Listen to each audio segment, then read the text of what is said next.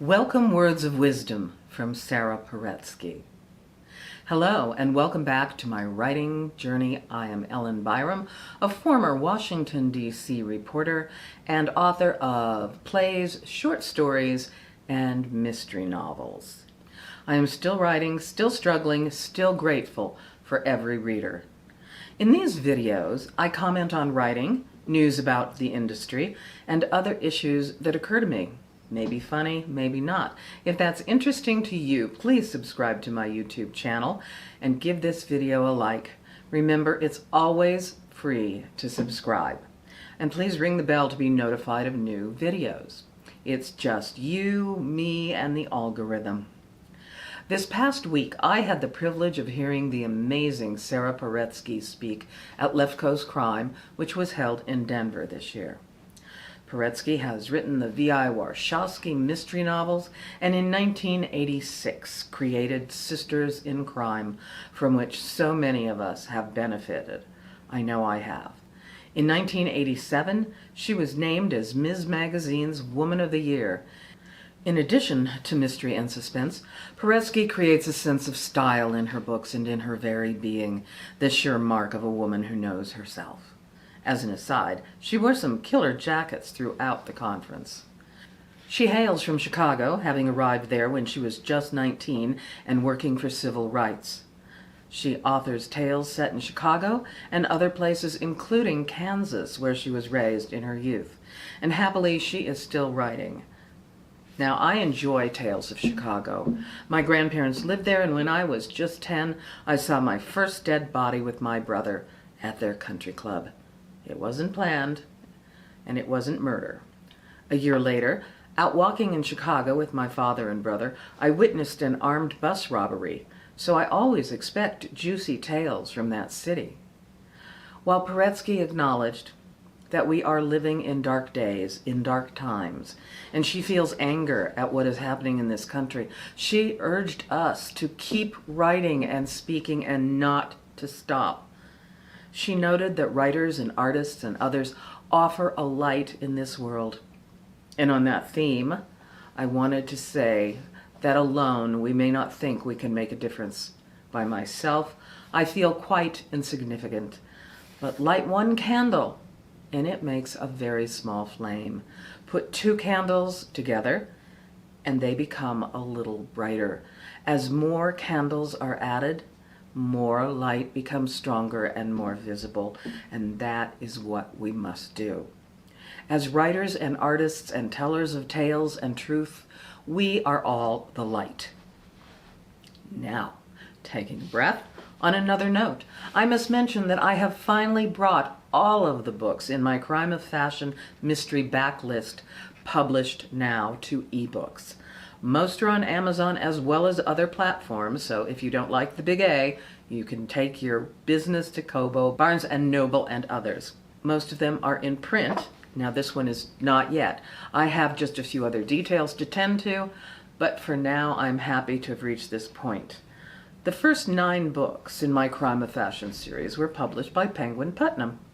After they offered me the same bad contract, I decided to continue writing under my own imprint, Lethal Black Dress Press, and I retrieved my rights to everything.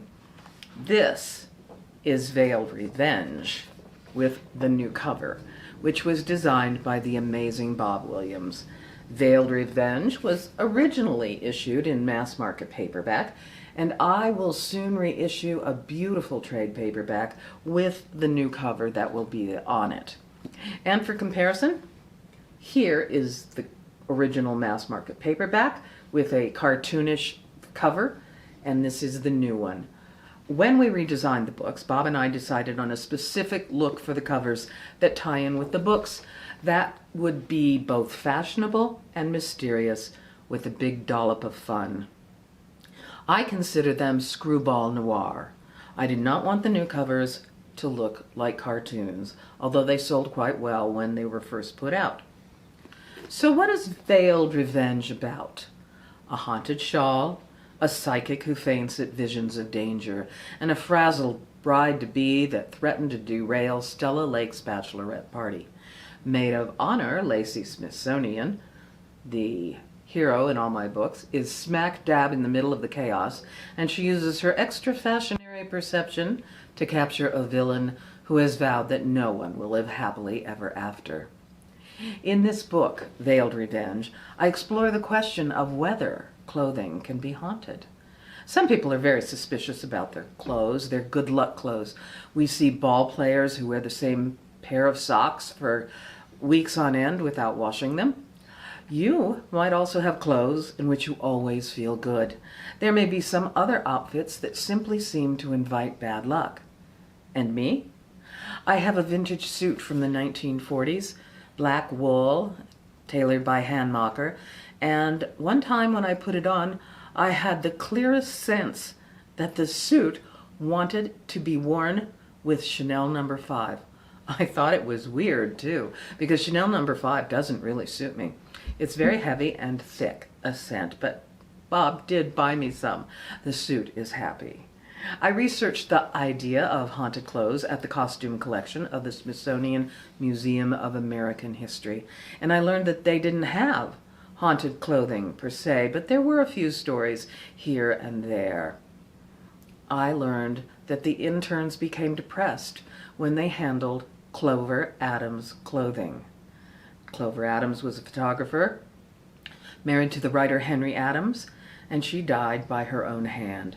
Henry Adams commissioned a statue, a very famous statue, by Augustus Saint-Gaudens that is commonly referred to as Grief.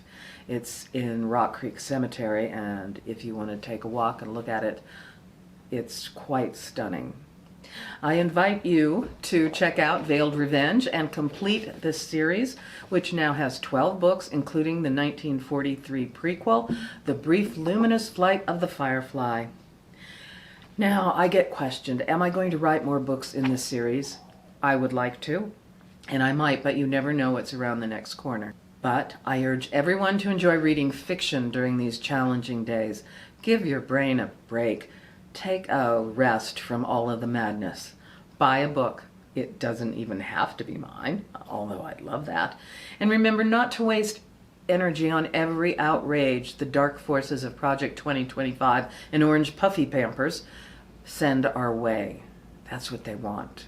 They want us to be too outraged, too upset, too angry to write, and we cannot tolerate that. Right. That's all I have for now, and I'll see you next time. Bye.